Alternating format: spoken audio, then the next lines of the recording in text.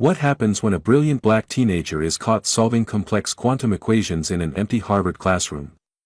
You expect me to believe that a child understood, let alone solved, advanced quantum mechanics equations?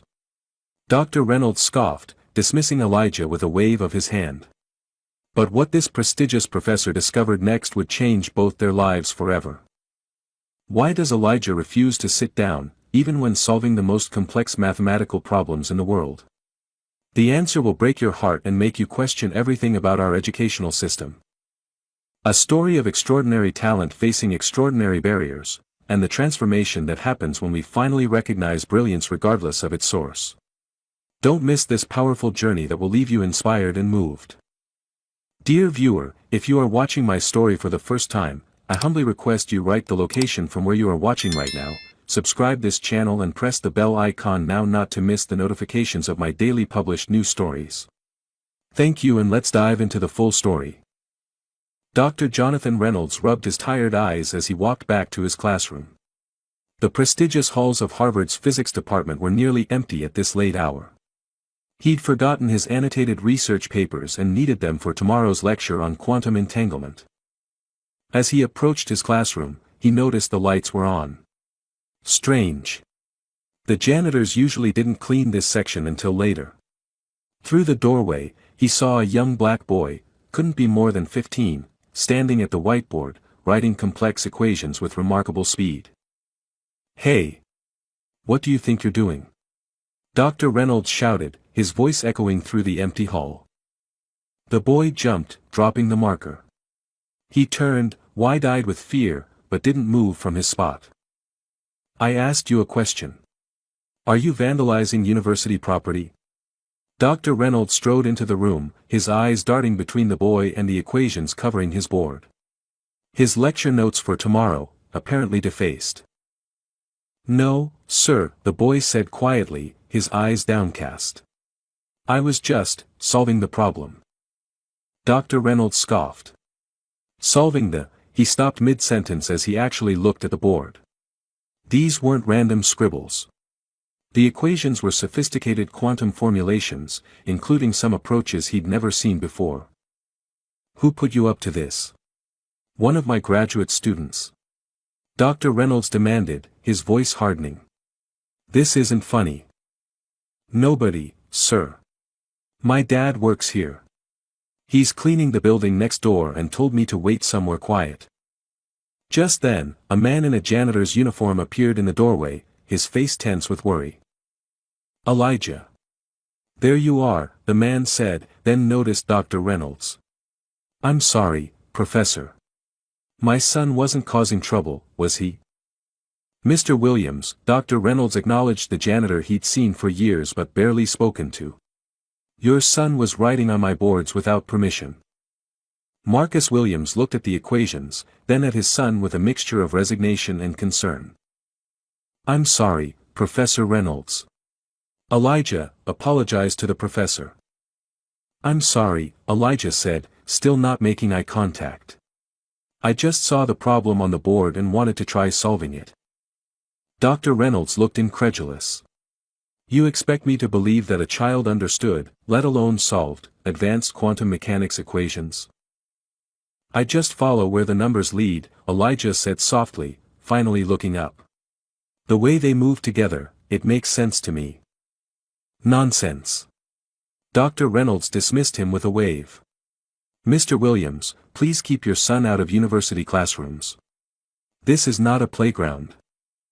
As they left, Dr. Reynolds examined the board more closely. The work appeared methodical, building upon his original problem in ways that were innovative. Surely it was copied from somewhere. A janitor's son couldn't possibly understand quantum physics at this level. He erased the board with quick, angry strokes, but the image of Elijah's serious face stayed with him as he gathered his papers and turned out the lights. Marcus Williams unlocked the door to their modest apartment, his shoulders heavy with the weight of the day. Elijah followed silently, lost in thought. "You promised you wouldn't draw attention to yourself, son," Marcus said, hanging his coat carefully on the rack, one of the few items they had from before, when Maya was still alive. "I'm sorry, Dad," Elijah replied, placing his backpack on the kitchen table. But the problem was interesting. It was about quantum entanglement with a paradoxical twist that the professor hadn't resolved. Marcus sighed, a smile breaking through his concern. You sound just like your mother. The small apartment was neat but cramped, walls lined with bookshelves overflowing with advanced mathematics and physics texts, Maya Williams' legacy to her son. I didn't mean to get you in trouble, Elijah said, wincing as he leaned against the counter. He shifted his weight, trying to find a comfortable position that didn't aggravate his back. Your back bothering you again? Marcus asked, concern etching deeper lines into his already weary face. Elijah nodded. It's worse when I sit for too long. That's why I was standing at the board. 6 months ago, Elijah had been a regular student at Westbrook High. Regular, except for his extraordinary mathematical abilities. His math teacher, Ms. Victoria Harrington, had accused him of cheating when he completed an advanced calculus exam in record time with perfect scores. When Elijah had tried to explain his approach, Ms. Harrington had erupted in anger, forcing him to sit for hours in an uncomfortable chair as punishment, striking him with a ruler whenever he tried to stand or adjust his position. The resulting injury had left him with chronic pain that several doctor visits couldn't resolve. After the incident, Marcus had pulled Elijah from the school. With medical bills mounting and no justice from the school board, Marcus had taken extra shifts at Harvard, sometimes bringing Elijah along when he couldn't leave him home alone. Dad, do you think Mom really worked on problems like the ones on that board? Elijah asked, carefully sitting at the table and opening his mother's old notebook. Marcus nodded. Maya was brilliant, just like you. But she never got the recognition she deserved. Her professors took credit for her work, and when she tried to speak up, he trailed off, the old anger resurfacing. Elijah ran his fingers over his mother's handwriting. Sometimes I feel like I can hear her voice when I'm solving problems. Like she's guiding me. She would be so proud of you, son. Marcus squeezed Elijah's shoulder gently. But we need to be careful. That professor could make trouble for us. I can't lose this job, it's all we have left. I understand.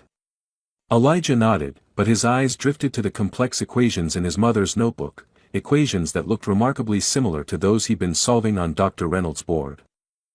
Maybe we should tell Dr. Reynolds about Mom's work, Elijah suggested. Marcus shook his head firmly. People like him don't listen to people like us, Elijah. They never have. Later that night, as Marcus slept, Elijah stood by the window, working through equations in his mind, wondering if there would ever be a place where his gift would be recognized rather than feared or dismissed. Dr. Reynolds paced outside Dean Montgomery's office, his collar feeling unusually tight. After a sleepless night reviewing his lecture notes, he made a decision that felt right at 3 a.m. but now seemed fraught with consequences. The dean will see you now, the secretary announced, barely looking up from her computer. Dean Richard Montgomery was a tall, imposing figure with silver hair and the polished appearance of someone who rarely set foot in an actual classroom. His office, with its mahogany furniture and wall of accolades, screamed old money and older traditions. Jonathan, this is unexpected, Montgomery said, gesturing to a chair. I thought our budget meeting wasn't until next week. This isn't about the budget, Richard. Dr. Reynolds sat stiffly. Last night, I found someone in my classroom, altering my lecture materials. The dean's expression hardened. A student prank? Not exactly. It was the son of one of our janitors, a young boy named Elijah Williams. A janitor's child? Montgomery's eyebrows rose. And what was this boy doing exactly? He was writing on my boards, complex quantum equations. Dr. Reynolds hesitated, then added, some of them were remarkable. Dean Montgomery leaned back. Jonathan, are you suggesting a child wandered in and happened to solve university-level physics problems? Put that way, it did sound absurd. Dr. Reynolds stiffened. No, of course not. He must have copied them from somewhere, a textbook, the internet. The point is, we can't have unauthorized personnel's children wandering around campus, accessing classrooms, potentially damaging equipment or interfering with research. Quite right. The dean nodded. Which janitor, exactly? Marcus Williams. Works the evening shift in the science buildings. The dean made a note. I'll speak with facilities. We'll issue a formal warning. If it happens again, more serious measures will be necessary. We can't have liability issues or disruptions to our academic environment. Dr. Reynolds felt a twinge of unease. I don't want to cause trouble for the man. He's been a reliable employee for years. Rules are rules, Jonathan. Harvard has standards to uphold. What if every employee brought their children to work? Where would it end? Montgomery's tone made it clear the matter was settled. Was there anything else? Actually. Dr. Reynolds hesitated. I was wondering if we keep records of visitors to the department, particularly any physicists who might have worked with Williams' wife.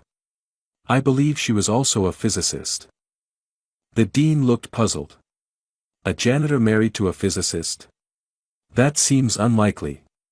But our archives might have something if she was ever affiliated with Harvard. As Dr. Reynolds left the office, Marcus Williams was being called in. Their eyes met briefly in the hallway, Marcus's gaze both questioning and accusatory. Later that afternoon, Dr. Reynolds found himself revisiting the equations Elijah had written. There was something about the approach, an elegant simplification that bypassed 3 conventional steps. It reminded him of a paper he'd recently reviewed from a colleague at MIT. His phone rang, interrupting his thoughts. Dr. Reynolds. This is Dr. Amara Johnson from the Physics Department Chair's office. Dr. Johnson was relatively new to Harvard, a brilliant black woman who'd overcome significant barriers to achieve her position. I've just had a rather disturbing conversation with a member of our custodial staff, she continued. He claims you've had him reprimanded and his son banned from campus because the boy showed interest in physics. Please tell me there's more to this story. Dr. Reynolds felt heat rise to his face. That's not exactly what happened. The boy was writing unauthorized equations on my board. Unauthorized equations. Dr. Johnson's voice was cool. Is there such a thing in academic pursuit? You know what I mean. He shouldn't have been in the classroom without permission.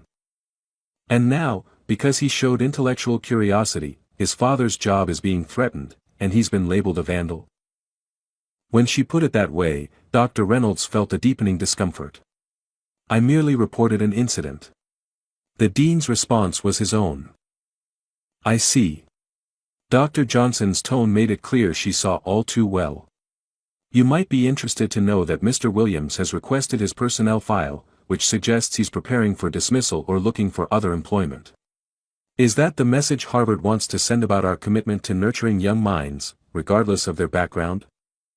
After hanging up, Dr. Reynolds pulled up the security footage from his classroom. He watched as Elijah entered, hesitated by the door, then approached the board slowly.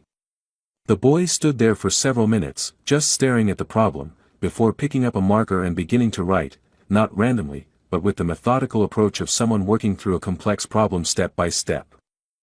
Dr. Reynolds rewound the footage, watching it again. And again. This was no vandalism. This was a mind at work. What had he done? The university library was quiet as Dr. Reynolds hunched over a computer terminal, searching through academic databases. 2 days had passed since his conversation with Dr. Johnson, and the unease in his stomach had only grown.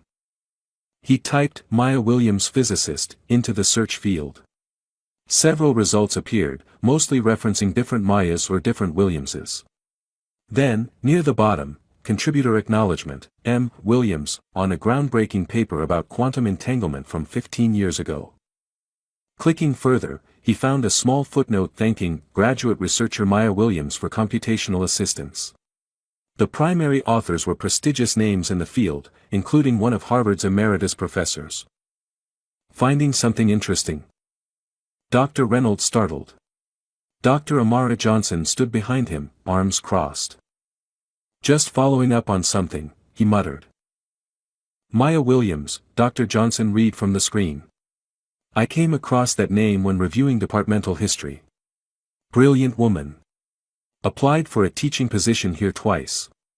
Rejected twice, despite recommendations from leading physicists. What happened to her? She died 5 years ago. Car accident. Dr. Johnson's expression was unreadable. She was working as a high school math teacher at the time. Dr. Reynolds felt a chill. And her husband took a job as a janitor here to support their son. Ironic, isn't it? The closest she got to Harvard was through her husband's maintenance job. Dr. Reynolds closed the browser. The boy, Elijah. Have you met him? No, but I've seen his standardized test scores. His math abilities are off the charts, while his other subjects are average. Classic signs of an intuitive mathematician. Often, these children don't perform well in traditional educational settings because their minds work differently. Dr. Reynolds remembered Elijah's words, "I just follow where the numbers lead." That evening, he reviewed more security footage. For weeks, Elijah had been coming to the empty classroom, standing at the board, solving problems left behind, sometimes spending hours on a single equation, his posture shifting uncomfortably as if sitting caused him pain. Dr. Reynolds made a decision. He had to meet this boy properly to understand what was happening here. But first, he needed to make things right with Marcus Williams. He found the janitor emptying trash bins in the east corridor. "Mr. Williams," he called, approaching cautiously. "Could I speak with you for a moment?" Marcus straightened, his expression guarded. "Professor Reynolds. What can I do for you?" "I wanted to apologize for the misunderstanding. I've spoken with Dean Montgomery, explained that there was no vandalism. Your job is secure." Marcus's face remained impassive. "Is that all?" "No." Dr. Reynolds hesitated. "I'd like to meet with Elijah again. Properly this time." "Why?" "So you can humiliate him again." "Because I think your son might be a genius, Mr. Williams. And I was too blinded by prejudice to see it. Now you want to study him? Like some specimen?" Marcus shook his head. "People like you have been underestimating people like us forever." "My wife, I know about Maya," Dr. Reynolds said quietly. "Not everything, but enough to know she deserved better from this institution. So does your son." For the first time, Marcus's stern expression faltered. "You don't know what Elijah has been through. What his so-called teachers have done to him. Then tell me. Please." The small conference room felt cavernous with just the three of them inside. Dr. Reynolds had arranged everything carefully, a whiteboard, markers, and a comfortable standing desk he borrowed from the ergonomics department. Elijah entered cautiously, Marcus close behind him. The boy's eyes immediately went to the equation Dr. Reynolds had written on the board. "Thank you for coming, Elijah," Dr. Reynolds said, trying to sound welcoming rather than condescending. "I owe you an apology for our first meeting." Elijah nodded but remained silent, his eyes still drawn to the equation. "I've written a problem on the board," Dr. Reynolds continued. "It's from an advanced quantum mechanics course. Would you like to try solving it?" Elijah looked to his father, who gave a slight nod. "I'll stand," Elijah said, approaching the board. "If that's okay." "Of course," Dr. Reynolds replied, noting how the boy winced slightly as he shifted his weight. "Take your time." But Elijah didn't need time. His hand moved across the board with confident strokes, breaking down the problem methodically. Within minutes, he'd solved an equation that would challenge most graduate students. "That's correct," Dr. Reynolds said, unable to hide his astonishment. "Can you explain your approach?" "The particles want to move together," Elijah said, as if it were obvious. "You just have to find the pattern in their dance." Dr. Reynolds wrote another equation, more complex this time. Again, Elijah solved it with remarkable intuition. "Where did you learn this?" Dr. Reynolds asked. "From my mom's books." And Elijah hesitated. "Sometimes I just see it. Like music or colors. Marcus watched silently, pride and concern battling in his expression. Elijah, your approach reminds me of work being done at the Institute for Advanced Study, Dr. Reynolds said. Have you ever had formal training in physics? Elijah shook his head. Just what I read. Teachers don't usually like how I solve things. Because you skip steps. Because I can't always explain how I know. I just do. Dr. Reynolds recognized this, the intuitive leap that often characterized genius. Would you be interested in working with me on some research problems? Informally, of course. After school hours. Elijah's eyes lit up, then dimmed. I'm not in school right now. Not since. He trailed off, shifting uncomfortably. Marcus stepped forward. Elijah was injured by a teacher who didn't believe he could solve advanced math problems without cheating. She forced him to sit still for hours as punishment, striking him whenever he moved. The resulting injury to his back hasn't healed properly. Dr. Reynolds felt sick. That's why you stand instead of sit. Elijah nodded. It hurts less this way. The implications were clear, a brilliant mind nearly crushed by ignorance and cruelty, a pattern all too common and all too often affecting young black students. I'm sorry that happened to you, Dr. Reynolds said, meaning it deeply. And I'm sorry I initially jumped to the wrong conclusion about you as well. I met Maya at a conference in Chicago, Marcus began, his voice soft with memory. The three of them sat in the small campus cafe where Dr. Reynolds had invited them after the impromptu test. Elijah was standing by their table, still working through equations in a notebook. She was presenting research that challenged conventional thinking on quantum entanglement. I was working security for the event. Marcus smiled faintly. She lost her badge, and I helped her get a replacement. She was the most brilliant person I'd ever met, but she spoke to me like I mattered, like my thoughts had value even though I wasn't a scientist. Dr. Reynolds nodded, encouraging him to continue. We married a year later, against everyone's advice. Her colleagues thought she was throwing her career away.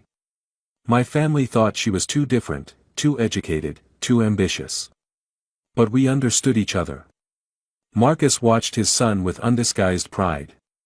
When Elijah was born, she knew immediately he was special. By 3, he was solving algebra equations. By 8, calculus. And Harvard rejected her application twice. Dr. Reynolds asked, recalling Dr. Johnson's words. Marcus's face hardened. The first time, they said her work was derivative, even though she'd pioneered the approach. The second time, after she'd published more extensively, they said she wouldn't be a good fit with the departmental culture. The euphemisms were all too familiar to Dr. Reynolds, code words often used to exclude people of color from prestigious institutions. She took a job teaching high school math instead, trying to identify and nurture students with gifts like Elijah's. But the politics were the same there, just smaller scale. The principal favored certain teachers, including Victoria Harrington. The teacher who injured Elijah. Marcus nodded grimly. Harrington resented Maya, her intelligence, her methods, the way students responded to her. After Maya died, Harrington seemed to transfer that resentment to Elijah when he ended up in her class. What happened exactly? Dr. Reynolds asked, glancing at Elijah, who was still absorbed in his calculations. Elijah finished a test in 10 minutes that was supposed to take an hour. Perfect score. Harrington accused him of cheating, saying no one could solve those problems that quickly, especially. Marcus hesitated. Especially a black student? Dr. Reynolds finished quietly. She didn't say it explicitly. She never does. But yes. She made him sit perfectly still in a hard wooden chair as punishment, hitting him with a ruler whenever he moved or tried to explain. Hours of this. By the time I picked him up, he could barely walk. The school called it appropriate disciplinary action. The school board dismissed our complaint. Dr. Reynolds felt a surge of anger. That's assault. She should have been fired.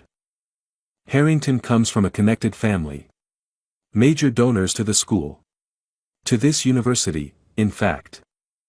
Dr. Reynolds looked up sharply. What do you mean?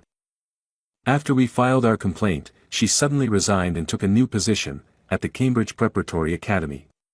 The private school that feeds students directly to Harvard. The one funded by university trustees. The implications were clear. Harvard's web of influence had protected Harrington, even as it continued to exclude students like Elijah. The medical bills wiped out our savings, Marcus continued.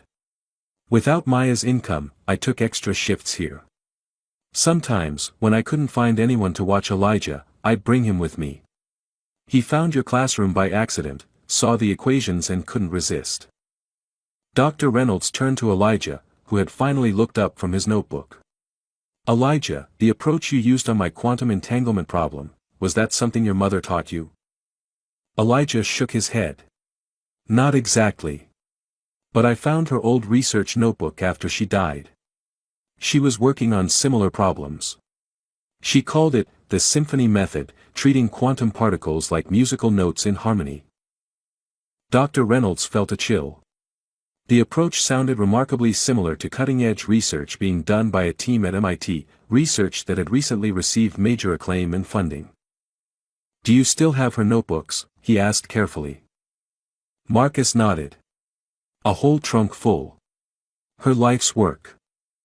I'd like to see them, if you're willing. I think. Dr. Reynolds hesitated, uncertain how to express his growing suspicion. I think Maya may have solved problems 15 years ago that physicists are only now getting recognition for. Elijah looked up, his eyes suddenly intense. Mom always said the truth would come out eventually. That's what she believed about science, that the truth always finds a way. Sometimes it needs help finding that way, Dr. Reynolds said, making a decision. And I think it's time someone helped your mother's truth come to light. Dr. Reynolds stood outside Dean Montgomery's office for the second time that week, this time with a stack of photocopied research notes and a determination that surprised even himself. Jonathan, twice in 1 week. Dean Montgomery gestured to the chair across from his desk. I trust our janitor problem has been resolved. Dr. Reynolds felt his jaw tighten. That's part of why I'm here, Richard. I've been reviewing some research materials that raise serious questions about ethical practices in our department. The dean's smile faded. I'm not sure I follow. I believe a researcher named Maya Williams developed theoretical frameworks that were later published by Harvard faculty without proper attribution. He placed the photocopied notebooks on the desk. Her son, Elijah, the boy you banned from campus, appears to have inherited her exceptional abilities. Dean Montgomery barely glanced at the papers. These accusations are extremely serious, Jonathan. And frankly, unlikely. Our faculty maintains the highest ethical standards. Then you won't mind if I share these materials with the Committee on Academic Integrity? Dr. Reynolds kept his voice level. Along with the security footage showing Elijah Williams solving advanced quantum equations that have stumped our graduate students. The dean's face hardened. I'd advise caution, Jonathan. Your tenure review is coming up. Spurious accusations against distinguished colleagues could be problematic for your career. Is that a threat, Richard? A reality check. You're talking about prioritizing the unverified claims of a janitor and his son over the reputation of this university. Dr. Reynolds stood. I'm talking about recognizing brilliance regardless of its source. I'm requesting formal permission to work with Elijah Williams as part of a special research initiative. Absolutely not. The liability alone. Then I'll take my concerns to Dr. Johnson in her capacity as department chair. And if necessary, to outside academic journals. As Dr. Reynolds turned to leave, Dean Montgomery called after him. What's gotten into you, Jonathan? This isn't like you at all. Dr. Reynolds paused at the door. Perhaps it should have been all along. He found Dr. Johnson in her office, already meeting with Victoria Harrington, a striking coincidence that immediately raised his suspicions. Dr. Reynolds, Dr. Johnson acknowledged him with a nod. Ms. Harrington and I were just discussing the Cambridge Preparatory Academy's advanced placement program. Victoria Harrington was exactly as Marcus had described her, polished, poised, with a smile that never reached her eyes. Dr. Reynolds, your reputation precedes you. I understand you're doing remarkable work in quantum mechanics. Ms. Harrington. He nodded curtly. I believe you once taught a student named Elijah Williams. Her smile didn't waver, but her eyes narrowed slightly. I've taught many students over the years. The name doesn't ring a bell. That's strange, considering he filed a formal complaint against you for physical abuse, a complaint that mysteriously disappeared around the same time you secured your position at Cambridge Prep. Dr. Johnson straightened in her chair. What is this about, Jonathan? It's about a pattern of discrimination that extends from our primary schools right into this university. A pattern that nearly crushed a mathematical prodigy because he didn't fit someone's expectation of what brilliance looks like. He turned back to Harrington. And it's about educators who abuse their power to punish students they can't understand. Harrington stood abruptly. I don't have to listen to these absurd accusations. Dr. Johnson, I'll be in touch about the placement program later. After she left, Dr. Johnson studied Dr. Reynolds with newfound interest. You've changed your tune considerably since our last conversation. I've seen evidence I can't ignore, he replied, placing Maya's notebooks on her desk. I need your help, Amara. There's a brilliant young man who deserves a chance, and a brilliant woman whose work deserves recognition, even posthumously. The small laboratory space Dr. Johnson had secured for their work was nothing fancy, just an unused classroom in the physics building's basement, but to Elijah, it was paradise. Dr. Reynolds watched as the boy moved from whiteboard to whiteboard, working through equations with a joy that was palpable. He's remarkable, Dr. Johnson murmured, standing beside Reynolds. His approach reminds me of Ramanujan, intuitive leaps that bypass conventional steps. And the standing desk is working well for his back pain, Reynolds noted. Though we should probably arrange for proper medical care. There are specialists who might be able to help. Over the past 2 weeks, they'd established a routine. 3 evenings a week, while Marcus worked his shift, Elijah would work in the makeshift lab. Dr. Reynolds had obtained a temporary campus ID for him, not without considerable resistance from administration. What is he doing here? The sharp voice cut through the room. Tyler Preston, a sophomore undergraduate whose family had donated the Preston wing of the chemistry building, stood in the doorway, his face twisted in disdain. This is a private research session, Mr. Preston, Dr. Reynolds said firmly. If you have questions, office hours are posted on my door. Tyler ignored him, his eyes fixed on Elijah. They're letting janitors' kids play scientists now. What's next, giving degrees to the cafeteria staff? Dr. Johnson stepped forward. That's enough, Mr. Preston. This young man has authorization to be here. My father sits on the board of trustees, Tyler continued, his voice rising. He's not going to be happy about resources being diverted to community outreach projects when serious students can't even get the attention they need. Elijah had gone completely still, his marker hovering above the board, his face a careful mask that Reynolds was beginning to recognize, the defensive posture of someone who had learned that showing reaction only made the attacks worse.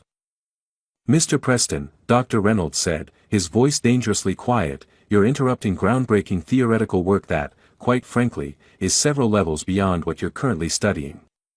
Now, I suggest you leave before your behavior affects not only your standing in my class but your academic future more broadly. Tyler's face flushed red. You're choosing him over me. Do you know who my family is? I know exactly who they are, Dr. Reynolds replied. And more importantly, I know who Elijah is, a mathematical prodigy who deserves every opportunity this institution can provide. After Tyler stormed out, the room remained tense.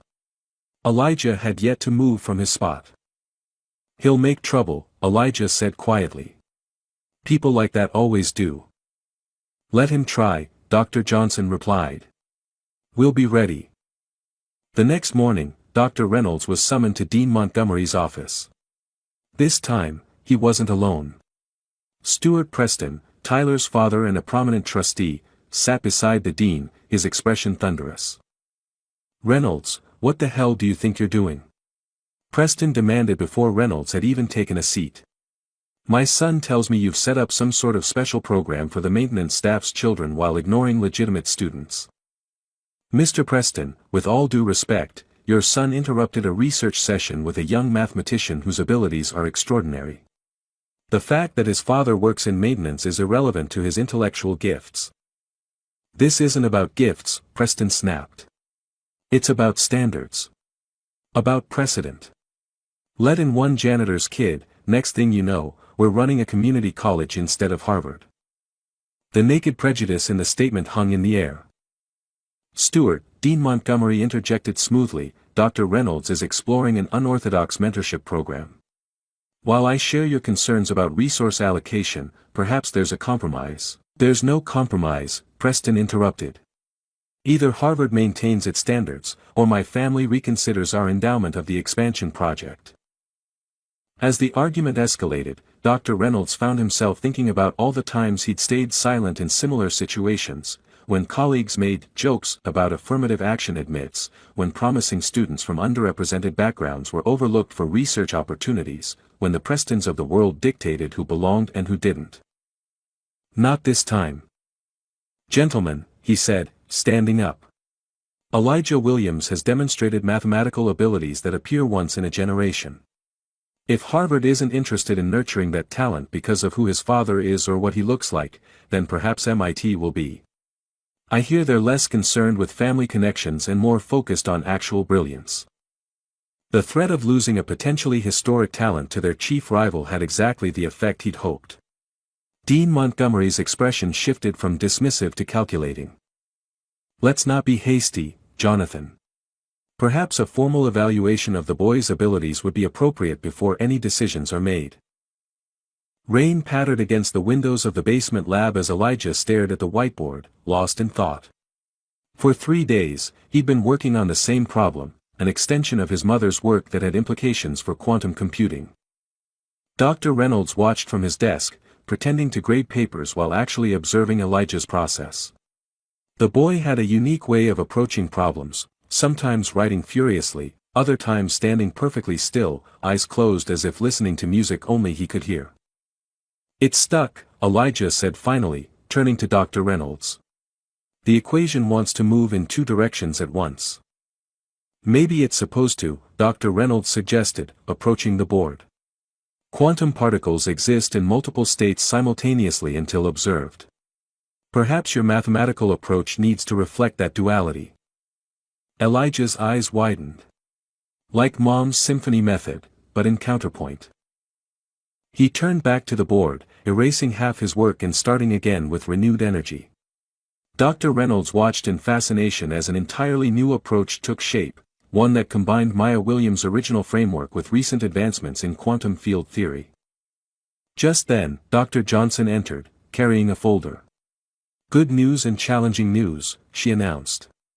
"The good news is that the academic committee has agreed to a formal evaluation of Elijah's abilities next week." "And the challenging news?" Dr. Reynolds asked. "The Preston family has requested that Victoria Harrington be present as an independent educational assessor." Dr. Johnson's expression made her opinion of this arrangement clear. "Apparently, she's known for identifying truly exceptional students versus those who are merely procedurally proficient." Elijah's marker paused mid-equation.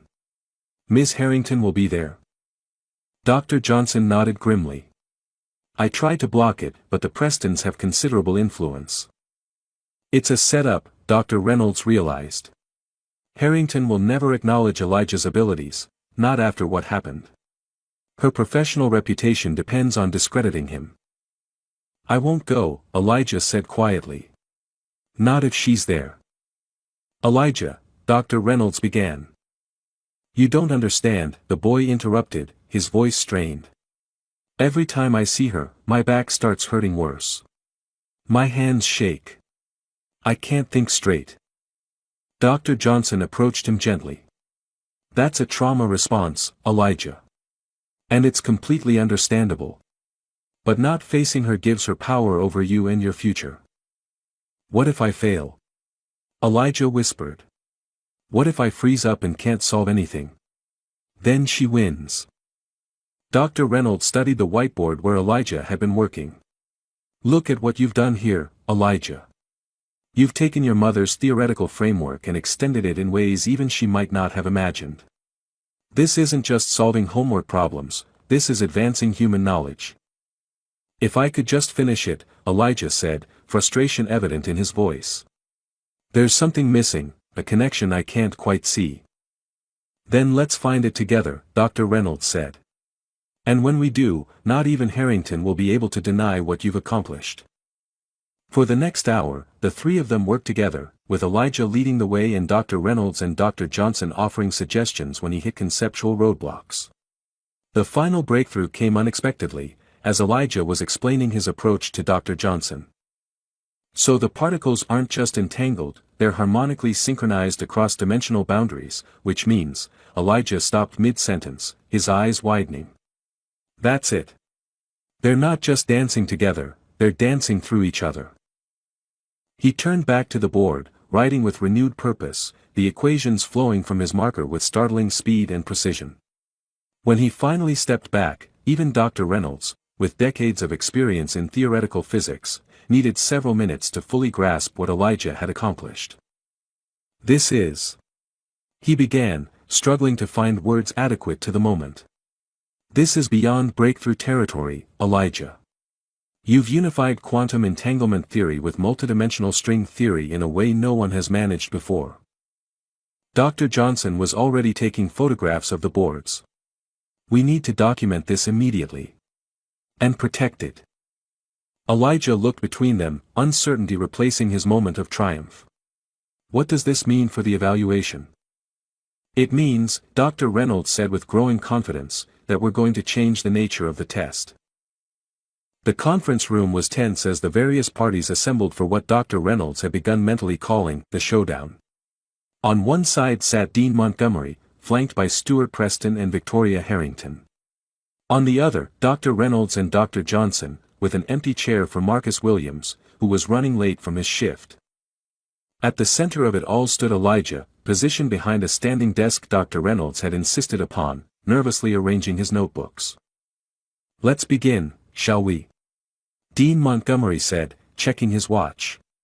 The evaluation committee has agreed to a 90-minute assessment of Mr. Williams' mathematical abilities, after which, actually, Dr. Reynolds interrupted, there's been a change of plans. He stood and distributed folders to everyone at the table. Inside, you'll find a summary of a breakthrough theoretical framework developed primarily by Elijah Williams, building upon previous work by his late mother, Dr. Maya Williams. Dr. Williams? Preston scoffed. The janitor's wife had a doctorate. She completed her PhD at the University of Chicago, Dr. Johnson said coldly. A fact that would have been apparent had Harvard bothered to review her faculty applications properly. Harrington flipped through the materials with narrow-eyed skepticism. These are extraordinarily complex equations. Am I really expected to believe a child produced them? Without assistance? That's precisely why we're changing the format of today's evaluation, Dr. Reynolds continued, ignoring her. Instead of solving predetermined problems, Elijah will explain the breakthrough he's achieved, and demonstrate its application to quantum computing. Dean Montgomery frowned. This wasn't the agreed arrangement. I believe the purpose was to assess Elijah's abilities, Dr. Reynolds countered. What better way than to have him present original research? Just then, Marcus Williams slipped into the room, apologizing for his tardiness. He took the empty seat beside Dr. Johnson, nodding encouragingly to his son. Before we proceed, Harrington interjected, I'd like to address concerns about the integrity of this process. During my brief time teaching Mr. Williams, I observed a pattern of behavioral issues and suspected academic dishonesty. Marcus half rose from his seat, but Dr. Johnson placed a restraining hand on his arm. Ms. Harrington, Dr. Reynolds said, his voice deceptively calm, are you referring to the incident where you physically punished Elijah for completing a test too quickly, causing a back injury that continues to affect him? The room fell silent. That is a gross mischaracterization, Harrington said, her composure slipping. Standard disciplinary measures were employed for disruptive behavior. We have the medical records, Dr. Johnson said quietly. And statements from other students who witnessed the incident. This is outrageous, Preston exploded. We're here to evaluate a supposed mathematical prodigy, not to relitigate disciplinary issues from some public school. On the contrary, Dr. Reynolds replied, it's entirely relevant. Elijah Williams represents exactly the kind of talent Harvard claims to value: exceptional, innovative, boundary-pushing. Yet at every level, he's faced obstacles from people who can't reconcile his abilities with their preconceptions about who he is and where he comes from. Dean Montgomery cleared his throat. Let's refocus, shall we? Elijah, are you prepared to present your research? Elijah, who had watched the adult's confrontation with a carefully neutral expression, nodded. Yes, sir. Then begin, the dean said, and we'll reserve questions for afterward. As Elijah launched into his presentation, Dr. Reynolds watched the faces around the table. Dean Montgomery was initially skeptical but grew increasingly engaged as Elijah explained complex theoretical concepts with remarkable clarity. Preston appeared confused by the advanced mathematics but unwilling to admit it. And Harrington, her expression shifted from dismissive to disbelieving to something approaching alarm as the full scope of Elijah's abilities became undeniable. This approach, Elijah was saying, pointing to a particularly elegant equation, allows quantum bits to maintain coherence across previously unstable thresholds. My mom called it the symphony method because it treats quantum particles like musical notes in harmony. Dr. Reynolds saw the exact moment Harrington made the connection, her face paling as she recognized terminology similar to research recently published by prestigious physicists. That's enough, she interrupted. This is clearly rehearsed material, memorized from existing publications. This boy has no real understanding of. Actually, Dr. Johnson cut in smoothly, the symphony method was developed by Maya Williams in 2015, 5 years before similar approaches began appearing in journals, without attribution to her work. We verified the dates in her original notebooks. Preston leaned toward Dean Montgomery. Richard, this is getting out of hand. My family's donations cannot buy truth, Mr. Preston, Dr. Reynolds finished for him. And the truth is that Elijah Williams has developed a theoretical framework that could revolutionize quantum computing. The question isn't whether he belongs at Harvard, it's whether Harvard deserves him. The lecture hall was filled beyond capacity. Word had spread through the physics department about a special demonstration, and curiosity had drawn faculty and graduate students alike. In the front row sat Marcus Williams, looking simultaneously proud and nervous. Beside him, Dr. Johnson maintained a calm exterior that belied her strategic positioning, directly in Ms. Harrington's line of sight, a silent reminder of accountability. At the center of the room stood Elijah, still behind the standing desk that accommodated his back pain, surrounded by white boards filled with complex equations. Dr. Reynolds stood nearby, ready to facilitate but determined to let Elijah take the lead. Thank you all for coming, Dr. Reynolds addressed the crowd. Today, we have the privilege of witnessing something extraordinary, a theoretical breakthrough in quantum entanglement theory, developed primarily by Elijah Williams. A murmur ran through the audience. Most had expected to see a faculty presentation, not one led by a teenager, and certainly not one who looked so unlike the typical Harvard prodigy. I'll now turn the floor over to Mr. Williams, who will not only explain his framework but demonstrate its application by solving previously unsolvable quantum paradoxes in real time. Elijah stepped forward, his nervousness evident only in the slight tremor of his hands as he picked up a marker. But when he began to speak, his voice was clear and confident. Quantum entanglement has traditionally been viewed through a lens of binary states, he began. But what if we instead conceptualize quantum particles as existing in a harmonic relationship, like notes in a symphony? As Elijah walked the audience through his theoretical framework, Dr. Reynolds observed the changing expressions around the room. Initial skepticism gave way to interest, then to genuine engagement as the elegance of Elijah's approach became apparent. From the corner of his eye, Dr. Reynolds noticed Tyler Preston slip into the back of the lecture hall, his expression thunderous. The young man whispered something to a friend, who snickered in response. Dr. Reynolds tensed, preparing to intervene if necessary. Now, Elijah continued, I'll demonstrate how this approach resolves the Wheeler paradox that has stumped physicists for decades. As he began working through the equations, writing with remarkable speed and precision, the room grew silent except for the squeak of marker against whiteboard. Even the most skeptical professors leaned forward, following his work with growing amazement. That's when Tyler made his move. He stood abruptly, calling out, Hey, janitor's kid. Bet you can't solve a real problem without your script. Before Dr. Reynolds could intervene, a senior professor stood up. Actually, Mr. Preston, I have just the thing. The professor approached the front, writing a notoriously difficult quantum problem on an empty section of whiteboard. This stumped a conference of physicists in Tokyo last month. Care to try, young man? Elijah studied the problem, his expression uncertain for the first time. The room held its breath. Then, slowly at first but with growing confidence, he began to work. His approach was unorthodox, skipping conventional steps, making intuitive leaps that left even experienced physicists struggling to follow. But when he finally set down his marker 15 minutes later, the solution was elegant and undeniable. The professor who had posed the challenge checked the work carefully, then looked up with undisguised awe. This is correct. And furthermore, it's an approach I've never seen before. The room erupted in applause. Dr. Reynolds caught Marcus Williams wiping away tears, his face a mixture of pride and vindication. Even Dean Montgomery appeared impressed, leaning over to whisper something to Dr. Johnson. Only Victoria Harrington and the Prestons maintained their stony expressions, though there was something new in Harrington's eyes as she watched Elijah, something that looked almost like fear. As the demonstration concluded and faculty members crowded around Elijah with questions and congratulations, Dr. Reynolds made his way to Dr. Johnson and Dean Montgomery.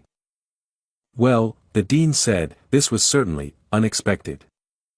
Not to those of us who've been working with him, Dr. Reynolds replied. The question now is what Harvard intends to do about it. Dean Montgomery straightened his tie. A special admission program, perhaps. With appropriate mentorship and acknowledgement, Dr. Johnson interrupted firmly. Both of Elijah's abilities and of his mother's work, which appears to have been appropriated without attribution by several leading physicists. That's a serious accusation, the dean began. With serious evidence to support it, Dr. Reynolds finished. We've already compiled a comprehensive comparison of Maya Williams' notebooks with subsequently published papers. The overlap is undeniable. The dean looked between them, weighing political consequences against ethical obligations. I'll need to consult with the board. Of course, Dr. Johnson said smoothly. In the meantime, MIT has expressed considerable interest in establishing a fellowship in Maya Williams' name, with Elijah as its first recipient. As they negotiated, Dr. Reynolds watched Elijah in the center of a group of excited physicists, a boy who had been dismissed and literally beaten down, now standing tall among the academic elite, his brilliant mind finally recognized for what it was. Whatever happened next, that moment of vindication could never be taken away. 6 months later, Dr. Reynolds stood at the podium in the same lecture hall, this time addressing a different kind of gathering, one that included not only academics but journalists, university trustees, and members of the broader scientific community. It is my profound honor, he began, to inaugurate the Maya Williams Center for Quantum Innovation at Harvard University, and to introduce its first fellow, Elijah Williams. Applause filled the room as Elijah approached the podium. No longer the nervous teenager from their first encounter, he carried himself with quiet confidence, though he still preferred to stand rather than sit during presentations, a reminder of the obstacles he had overcome. The past months had brought dramatic changes. Following Elijah's demonstration, Harvard had faced a choice: acknowledge the injustice that had been done to Maya Williams and embrace her son's extraordinary talent, or risk losing both a historical legacy and a rising star to rival institutions. Self-interest had aligned with justice, for once. The university had established the Research Center, acknowledging Maya's pioneering work and initiating a review of other research that might have been similarly appropriated over the years. Victoria Harrington had resigned from Cambridge Prep after additional complaints of discriminatory treatment came to light. And Marcus Williams had been offered a position as operations manager for the new center, a role that recognized his practical intelligence and freed him from the physically demanding work of janitorial services. "Thank you, Dr. Reynolds," Elijah said, taking the podium. "And thank you to everyone who helped make this moment possible." As Elijah began to outline the center's research agenda, Dr. Reynolds found himself reflecting on his own transformation. He had begun this journey seeing Elijah as an anomaly, an exception to be explained away. Now he understood that brilliance existed everywhere, in every community. It was opportunity that was unequally distributed. The true breakthrough hadn't been Elijah's quantum equations, remarkable as they were. It had been the breaking of barriers, institutional, personal, and systemic, that had kept his light hidden for so long. After the ceremony, Dr. Reynolds found Dr. Johnson standing with Marcus and Elijah, reviewing plans for the center's first research initiative. "I never thought I'd see this day," Marcus said quietly as Reynolds joined them. "Maya always believed that truth would find a way, but sometimes it seemed like too steep a climb." "I'm sorry it took so long," Dr. Reynolds replied. "And that she isn't here to see it." "She is, in a way," Elijah said, gesturing to the equations that now filled the boards around them. His mother's work, continued and expanded. Her symphony plays on. As they walked together through the halls of Harvard, halls that had once excluded Maya Williams and that Elijah had once navigated as an outsider, Dr. Reynolds reflected on how institutions change. Not through grand pronouncements or policies alone, but through the courage of individuals willing to challenge entrenched systems, to see beyond their own biases, and to recognize brilliance wherever it appears. The quantum equations that had once seemed like vandalism on his classroom board had transformed not just physics, but people, himself included. Some barriers had been broken. Many remained. But for today, at least, justice had prevailed. And that was a variable worth calculating into any equation. Dear friend, this story reminds us that genius exists everywhere, it's opportunity that's unequally distributed. Too often, brilliance goes unrecognized simply because it doesn't match our expectations of what it should look like or where it should come from. As viewers, we have the power to challenge these systemic barriers in our own communities. When we see talent being dismissed or potential being limited because of someone's background, appearance, or circumstances, we can speak up and take action. Thank you for joining us on this journey of awareness and transformation. If this story touched your heart or opened your mind, please like this video and subscribe to our channel for more content that inspires change and celebrates hidden brilliance in all its forms.